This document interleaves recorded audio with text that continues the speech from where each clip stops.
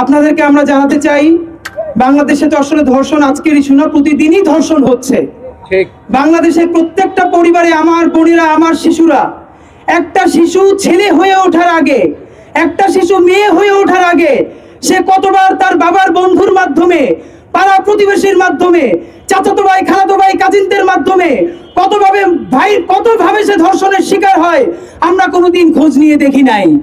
এইটা যেহেতু আজকে সামনে এসছে, আপনাদেরকে আমরা স্পষ্টভাবে জানাতে চাই, আপনারা জানেন ইনকিলাব মঞ্চ বাংলাদেশে সেই শাহবাগিতা, যেই শাহবাগিতা মানে বিচার মানি না, ফাঁসি চাই, যেই শাহবাগিতা মানে ফ্যাসিবাদের উত্থান, সেই কোন শাহবাগীও যদি ধর্ষণের শিকার হয়, ইনকিলাব মঞ্চ আপামর ছাত্র জনতাকে সাথে নিয়ে সবার আগে তার বিচার চাইবে ইনশাআল্লাহ। একজনের ধর্ষণের বিচার চাইতে তাকে হিন্দু হওয়ার দরকার নাই, মুসলমান হওয়ার দরকার নাই, শাহবাগের হওয়ার দরকার নাই, শাপলার হওয়ার দরকার নাই।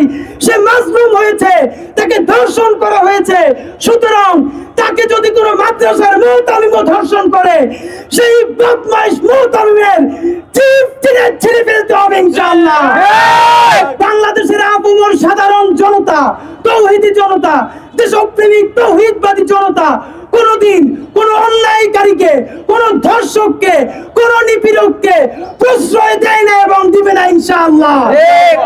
ভাইরা আমার, আজকে যে আসিয়াকে নিয়ে কথা হচ্ছে, আমার সন্তান হয়েছে, এই সন্তানের পরে বুঝতে পারি, আপনারা বুঝেন 8 বছরের একটা শিশু যাকে ধর্ষণ করার মতো অর্গান তার তৈরি করা হয় নাই, তাকে ব্লেড দিয়ে কেটে 5 ইঞ্চি ছিদ্র করা হয়েছে, তাকে ধর্ষণ করার জন্য চক্ষু বন্ধ করলে মনে হয় আমি চাইলে তো যেন ছাড়িয়ে গেছে তার পুরো বুক।